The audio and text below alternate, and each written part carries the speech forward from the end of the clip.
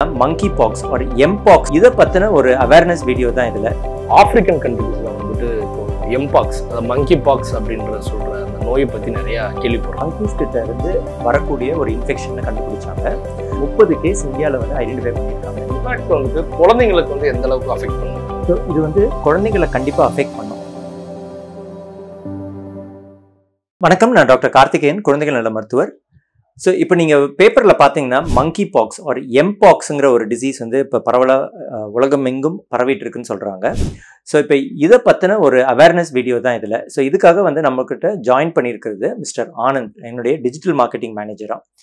So இவர் வந்து நிறைய கேள்விகள் அவர் மைண்டில் இருக்குது. ஸோ அதெல்லாம் வந்து என்கிட்ட கேட்க போகிறாரு. ஸோ நான் அதுக்கு முடிஞ்ச அளவு இப்போ இருக்கிற சயின்டிஃபிக் எவிடன்ஸ் படி என்னென்ன வந்து இந்த எம்பாக்ஸ்க்கு நமக்கு தெரியும், என்ன ட்ரீட்மெண்ட் பண்ணலாம், என்ன எப்படி அதை ப்ரிவென்ட் பண்ணலாம், அதெல்லாம் பற்றி நான் சொல்கிறேன். ஸோ ஆனந்த், நீங்கள் கேளுங்க. Hi doctor. ஹலோ, எப்படி இருக்கீங்க? குட். ஓகே டாக்டர், இப்போ எதுக்காக இங்கே வந்திருக்கேன் அப்படின்னா, இப்போ நம்ம ரீசெண்டாக நியூஸில் எல்லாமே நம்ம அதிகமாக பார்த்த என்ன அப்படின்னா, ஆப்பிரிக்கன் கண்ட்ரீஸில் வந்துட்டு இப்போ எம்பாக்ஸ் மங்கி பாக்ஸ் அப்படின்ற சொல்கிற அந்த நோயை பற்றி நிறையா கேள்விப்படுறோம் டாக்டர். அதை பற்றின ஒரு சின்ன தகவல் வந்து நீங்கள் கொடுத்தீங்க அப்படின்னா எல்லாருக்கும் கொஞ்சம் யூஸ்ஃபுல்லாக இருக்கும் டாக்டர். ஸோ இந்த எம்பாக்ஸ் ஆர் மங்கி பாக்ஸுங்கிறது வந்து இனிஷியலாக, அதாவது 1970s இது வந்து ஆஃப்ரிக்காவில் மங்கீஸ் கிட்ட இருந்து வரக்கூடிய ஒரு இன்ஃபெக்ஷன் கண்டுபிடிச்சாங்க. ஸோ அது ரொம்ப நாளாக அது வந்து சைலண்ட்டாக தான் இருந்துச்சு. எப்பயோ ஒரு ஏதாவது ஒரு கேசஸ் வரும், பட் ஜென்ரலாக வந்து அது ஆஃப்ரிக்கன் கண்ட்ரீஸ்க்கு உள்ளே மட்டும்தான் அது கன்ஃபைன் ஆகிருந்தது. பட் ஒரு 2022 போல் இது வந்து ஆஃப்ரிக்காலேருந்து வெளியில் வர ஆரம்பிச்சுது. ஸோ இப்போ வந்து ஃபர்ஸ்ட் வந்து USA அந்த மாதிரி கண்ட்ரீஸில் இதை ஐடென்டிஃபை பண்ணாங்க. அப்புறம் மற்ற யூரோப்பியன் கண்ட்ரீஸ்லையும் இப்போ ஐடென்டிஃபை பண்ணியிருக்காங்க. ஸோ இப்போ இது வந்து மோஸ்ட்லி எப்படி பார்த்தீங்கன்னா, இனிஷியலாக வந்து மங்கீஸ் கிட்டேருந்து வந்தாலும் இப்போ வந்து ஹியூமன் டு ஹியூமன் டிரான்ஸ்மிஷன், அதாவது ஒரு மனிதர்கிட்டேருந்து இன்னொரு மனிதருக்கு இப்போ வந்து அப்படியே பரவுதுன்னு சொல்கிறாங்க. ஸோ இப்போ கிட்டத்தட்ட வேர்ல்டு வைடு பார்த்தீங்கன்னா மோர் தென் 1 lakh கேசஸ் மங்கி பாக்ஸ் இருக்குது. ஸோ அதில் இந்தியாவில் பர்டிகுலராக பார்த்தீங்கன்னா இது வரைக்கும் ஒரு 30 கேஸ் போன வருஷத்துலேருந்து தான் இந்தியாவில் மானிட்டர் பண்ண ஆரம்பிச்சிருக்காங்க. அதில் வந்து ஒரு 30 கேஸ் இந்தியாவில் வந்து ஐடென்டிஃபை பண்ணியிருக்காங்க இந்த மங்கி பாக்ஸ் இருக்குன்ட்டுன்னு. பர்டிகுலராக பார்த்தீங்கன்னா கேரளா, டெல்லி போன்ற கொஞ்சம் பிஸியான ஸ்டேட்ஸ், அது வெளிநாடுகள்லேருந்து வரக்கூடிய நபர்கள் அவங்கக்கிட்ட இந்த இன்ஃபெக்ஷன் இருக்குன்னு ஐடென்டிஃபை பண்ணியிருக்காங்க. ஸோ லாஸ்ட்டாக இந்தியாவில் ரிப்போர்ட்டட் கேஸ் வந்து மார்ச் 2024 தான். ஸோ கடந்த ஒரு 4 மாதங்களாக வந்து இந்தியாவில் எதுவும் நியூ கேசஸ் எதுவும் இல்லை. மார்ச் 2024 கடைசியாக வந்து கன்ஃபார்ம் கேஸ் வந்து ரிப்போர்ட் பண்ணியிருக்காங்க. ஸோ இதுதான் வந்து இது வரைக்கும் நமக்கு தெரியக்கூடிய நியூஸ் மங்கி பாக்ஸை பற்றி. டாக்டர், இப்போ எம்பாக்ஸ் வந்துட்டு ஆப்பிரிக்காலேருந்து எப்படி இந்தியாவுக்கு வந்தது எல்லாமே சொன்னீங்க டாக்டர். எக்ஸாக்டா ஏன் எம்பாக்ஸ் வந்து வருது, ஸோ அதை பற்றி கொஞ்சம் டீட்டெயிலாக சொன்னீங்க அப்படின்னா கரெக்டாக இருக்கும் டாக்டர். எம்பாக்ஸ் என்பது வந்து ஒரு வைரஸ் கிருமினால வரக்கூடிய ஒரு இன்ஃபெக்ஷன். ஸோ இப்போ அந்த காலத்தில் பார்த்தீங்கன்னா ஸ்மால் பாக்ஸ்னு ஒரு மேஜர் வைரஸ் இருக்குது. நிறைய வந்து பீப்புள் வந்து இறந்துருக்காங்க அந்த ஸ்மால் பாக்ஸில். ஸோ இந்த எம்பாக்ஸ் வந்து அதே ஃபேமிலி ஆஃப் வைரஸ், இந்த ஸ்மால் பாக்ஸ் ஃபேமிலி ஆஃப் வைரஸில் இது ஒரு டைப் ஆஃப் வைரஸ் தான். ஸோ இது இனிஷியலாக வந்து மங்கீஸில் இருந்துச்சு, அதுக்கப்புறம் ஹியூமன்ஸ்க்கு வந்துச்சு. இப்போ வந்து ஹியூமன்ஸ்லேருந்து ஒரு ஹியூமனுக்கு வந்து டிரான்ஸ்மிட் ஆக ஆரம்பிச்சிருச்சு. ஸோ அதனால் வந்து இப்போ இந்த ஸ்மால் பாக்ஸ் வந்து உயிர்கொல்லி வைரஸ்னால இதுவும் வந்து நிறைய வந்து பயப்படுறாங்க. ஸோ இதில் பொதுவாக பார்த்தீங்கன்னா இதில் வந்து 2 விதமான சிம்டம்ஸ் வரலாம். வந்துட்டு இந்த குரூப் 1, குரூப் 2ன்னு பேர் வந்து இப்போ வர இன்ஃபெக்ஷன்லாம் வந்து இந்த குரூப் 2னால வருது. குரூப் 1 இன்ஃபெக்ஷன் பார்த்தீங்கன்னா அது வந்து ரொம்ப சிவியர்னு சொல்கிறாங்க.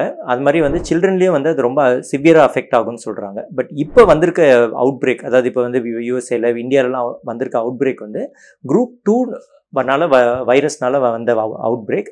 இது வந்து அந்த அளவுக்கு சிவியரான இன்ஃபெக்ஷன் இல்லை. பட் இதை நம்ம க்ளோஸாக வாட்ச் பண்ணணும். ஏன்னா வந்து இன்ஃபெக்ஷன் நம்பர்ஸ் வந்து இன்க்ரீஸ் ஆகிட்டே இருக்குது. இப்போ கிட்டத்தட்ட 1 lakh தொட்டுருச்சு. ஸோ அதனால் வந்து நம்ம ரொம்ப கேர்ஃபுல்லாக இருக்கணும். டாக்டர், இப்போ வந்து நம்ம எம்பாக்ஸ் பற்றி டீட்டெயிலாக பார்த்துட்டு இருக்கோம். அதுபடி இப்போ அது எப்படி டாக்டர் பரவுது? ஸோ பரவுறது அப்படின்னா இப்போ ரீசெண்டாக நம்ம கோவிட் டயத்துலேருந்து என்ன பார்த்துட்டு இருக்கோம் அப்படின்னா, ஸோ தொடுறதுனால, ஸோ இருமுறதுனால, மூச்சு விடுறதுனால எல்லாமே வந்துட்டு ஈஸியாக இந்த வைரஸ் கிருமியெல்லாம் இன்னொருத்தர்லேருந்து ஒருத்தருக்கு வந்து ஈஸியாக பரவுதுன்னு சொல்கிறாங்க. அதே போல் எம்பாக்ஸுக்கும் அந்த மாதிரி இருக்கா டாக்டர்? ஸோ இது ரொம்ப முக்கியமான கேள்வி, எப்படி வந்து எம்பாக்ஸ் வந்து டிரான்ஸ்மிட் ஆகுதுன்ட்டுன்னு. ஸோ நம்ம ஏற்கனவே வந்து இப்போ கொரோனா வைரஸ் பேண்டமிக் இப்போ பார்த்தோம். ஸோ கொரோனா வைரஸ் பொறுத்த வரைக்கும் இது வந்து ஒருத்தர்கிட்ட இருந்து ஒருத்தருக்கு நம்ம ட்ராப்லெட் இன்ஃபெக்ஷன், அதாவது அவங்களுடைய எச்சில் அவங்க ஸ்னீஸ் பண்ணும்போது, காஃப் பண்ணும்போது அந்த மாதிரி பரவுது. ஸோ இந்த எம்பாக்ஸை பொறுத்த வரைக்கும் ஒரு நல்ல விஷயம் என்னென்னா, இது ரொம்ப வந்து இந்த எச்சி மூலமாக பரவாது. இது ரொம்ப கண்டேஜியஸ் கிடையாது. ஒருத்தவங்களோட கிட்ட போய் பேசும்போதோ இல்லாட்டி அவங்க காஃப் பண்ணும்போதோ ஸ்னீஸ் பண்ணும்போதோ இது வந்து பரவறதுக்கு சான்சஸ் வந்து ரொம்ப கம்மின்னு சொல்கிறாங்க. இது எப்படி பரவுனா ரொம்ப க்ளோஸ் கான்டாக்டில், அதாவது ஸ்கின் டு ஸ்கின் கான்டாக்டாக. இப்போ எம்பாக்ஸ்லேயே மெயின் ப்ராப்ளம் என்னென்னா ஸ்கின்ல இன்ஃபெக்ஷன் வருது, ஸ்கின்ல கொப்பளம் மாதிரி வரும். ஸோ இப்போ அந்த மாதிரி இருக்கிறவங்களோட தொடர்பு இருக்குது. ஸோ அவங்கள வந்து இங்கே வந்து பார்த்துக்கிறீங்க, இல்லை அவங்க பக்கத்தில் ரொம்ப நேரம் உட்காந்துருக்கீங்க, அந்த அவங்களுடைய ஸ்கின்ல உங்கள் ஸ்கின் படுது. ஸோ அப்போ வந்து இது வந்து இந்த டிரான்ஸ்மிஷன் வந்து இருக்கும். ஸோ கொரோனா வைரஸ் அளவுக்கு வந்து டக்குன்னு பரவாது, வந்து காற்றுல வந்து அப்படியே வந்து பரவாது. ஸோ அந்த விதத்தில் பார்த்தா இது வந்து ரொம்ப வந்து ஈஸியாக டிரான்ஸ்மிட் ஆகாது ஒருத்தர்கிட்டருந்து இன்னொருத்தருக்கு. ஸோ அன்லெஸ் நீங்கள் வந்து ரொம்ப க்ளோஸ் கான்டாக்டில் இருந்தால் தான். பட் இதில் ஒரு முக்கியமான விஷயம் என்னென்னா, இப்போ என்ன கண்டுபிடிச்சிருக்காங்கன்னா இதில் வந்து செக்ஷுவல் டிரான்ஸ்மிஷன் இருக்குன்னு சொல்கிறாங்க இதில். ஸோ ஃபார் எக்ஸாம்பிள் இப்போ வந்து கே கம்யூனிட்டி, இப்போ வந்து ஹோமோசெக்ஷுவல்ஸ்லாம் இருக்காங்க. ஸோ அந்த மாதிரி குரூப் ஆஃப் பீப்புளில் இது வந்து இப்போ பரவ ஆரம்பிச்சிருச்சு. ஸோ அவங்களுடைய ஜெனிட்டாலியெல்லாம் இது வந்து இந்த மாதிரி அந்த ஸ்கின் இன்ஃபெக்ஷன்ஸ் வர ஆரம்பிக்குது. ஸோ ஈஸியாக வந்து ஜெனிட்டாலியாலேருந்து பரவுதுன்னு சொல்கிறாங்க வந்து. ஸோ இந்த ஹோமோசெக்ஷுவல் குரூப்பில் வந்து இது ரொம்பவே காமனாக இப்போ இருந்துட்டு வருது. ஸோ இதை தவிர வந்து இப்போ நீங்கள் ஒரு ஸ்கின் இன்ஃபெக்ஷன் இருக்கிறவங்க ஒருத்தவங்க அவங்களுடைய டவலோ இல்லாட்டி அவங்க யூஸ் பண்ணுற சோப் இல்லாட்டி அவங்க யூஸ் பண்ணுற வெசல்ஸ் அதெல்லாம் யூஸ் பண்ணாலும் அதிலிருந்தும் நார்மல் பீப்புளுக்கு வருதுன்னு சொல்லி ரிசர்ச் சொல்லுது. ஸோ இப்போ இப்போதைக்கே நமக்கு தெரிஞ்சது வந்து இந்த 3 விஷயம் தான். ஸோ க்ளோஸ் கான்டாக்ட், அதாவது ஸ்கின் டு ஸ்கின் கான்டாக்ட் இருக்கணும். 2வது வந்து செக்ஷுவல் டிரான்ஸ்மிஷன். 3வது வந்து இந்த மாதிரி அவங்க யூஸ் பண்ணுற திங்ஸை ஷேர் பண்ணுறது. ஸோ இது 3 விஷயம் மூலமாக தான் இது வந்து நிறையா பரவுதுன்னு சொல்கிறாங்க. ரெஸ்பிரேட்டரி, அதாவது இந்த ட்ராப்லெட்ஸ் மூலமாக பரவுறது வந்து எச்சோ இல்லை சளியோ அந்த மூலமாக பரவுறது ரொம்பவே கம்மின்னு சொல்கிறாங்க. டாக்டர், இந்த வாரம் ஃபுல்லாக நம்ம இம்பாக்ட்ஸ் பற்றி ரொம்ப டீட்டெயில்டாக நம்ம பேசிகிட்டு இருக்கோம். ஸோ நான் வந்ததுக்கான முக்கியமான காரணம் என்ன பார்த்தீங்க அப்படின்னா, இந்த இம்பாக்ட்ஸ் வந்துட்டு குழந்தைங்களுக்கு வந்து எந்த அளவுக்கு அஃபெக்ட் பண்ணும், ஸோ ரொம்ப சிவியராக அஃபெக்ட் பண்ணுமா இல்லை நார்மல் ஃபீவர் மாதிரி அஃபெக்ட் பண்ணுமா, ஸோ இதை பற்றின டீட்டெயில்ஸ் வந்து கொஞ்சம் சொல்லுங்கள் டாக்டர். ஸோ இது வந்து குழந்தைங்களை கண்டிப்பாக அஃபெக்ட் பண்ணும். எம்பாக்ஸ் குழந்தைங்களை கண்டிப்பாக அஃபெக்ட் பண்ணும். ஸோ இதில் என்ன ஒரு டிஃப்ரென்ஸ் இருக்குன்னா, எம்பாக்ஸ் கண்டுபிடிச்ச புதுசில், அதாவது 1970s 1980sலாம் பார்த்தீங்கன்னா ஆஃப்ரிக்காவில் நிறைய குழந்தைங்களை தான் இதை அஃபெக்ட் பண்ணுச்சு. அடல்ட்ஸ் வந்து ரொம்பவும் அஃபெக்ட் பண்ணல.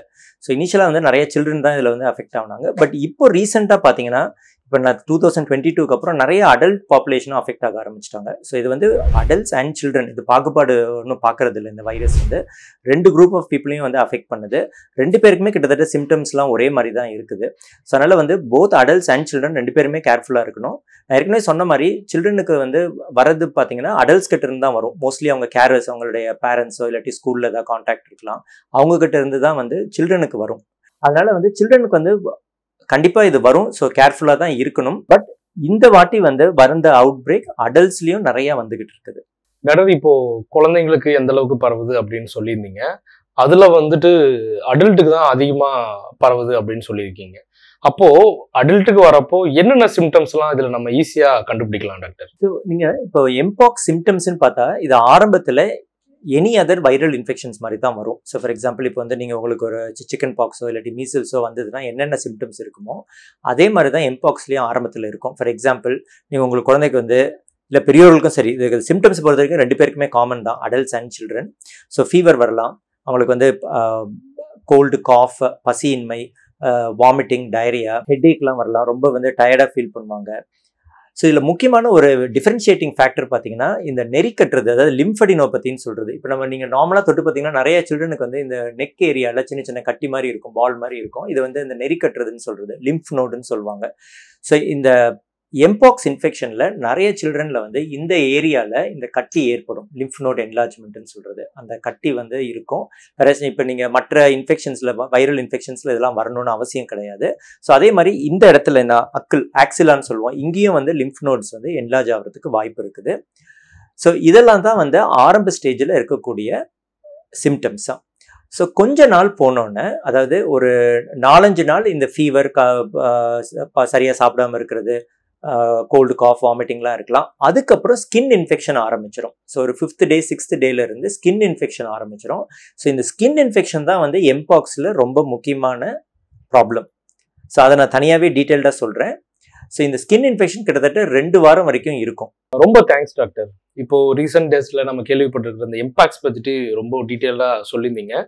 பட் இன்னும் கொஞ்சம் இன்ஃபர்மேஷன்லாம் தேவைப்படுது டாக்டர். அதை பற்றினா நம்ம இன்னும் நிறைய பேசணும் டாக்டர். தேங்க்யூ ஆனந்த். நீங்கள் கேட்ட கேள்விகள்லாம் ரொம்ப யூஸ்ஃபுல்லான கேள்வி, நல்ல கேள்விகள். நிறைய பேருக்கு இது வந்து யூஸ்ஃபுல்லாக இருக்கும் கண்டிப்பாக. ஸோ இந்த வாரம் வந்து நம்ம எம்பாக்ஸ்னா என்ன, அது எப்படி வந்து டிரான்ஸ்மிட் ஆகுது, அதுக்குடைய சில்ட்ரனில் வந்து என்ன சிம்டம்ஸ், அடல்ட்ஸில் வந்து என்ன சிம்டம்ஸ், முக்கியமாக வந்து ஸ்கின் இன்ஃபெக்ஷன் வந்து எப்படி வந்து பரவும்னு சொல்லி நம்ம வந்து பார்க்குறோம்.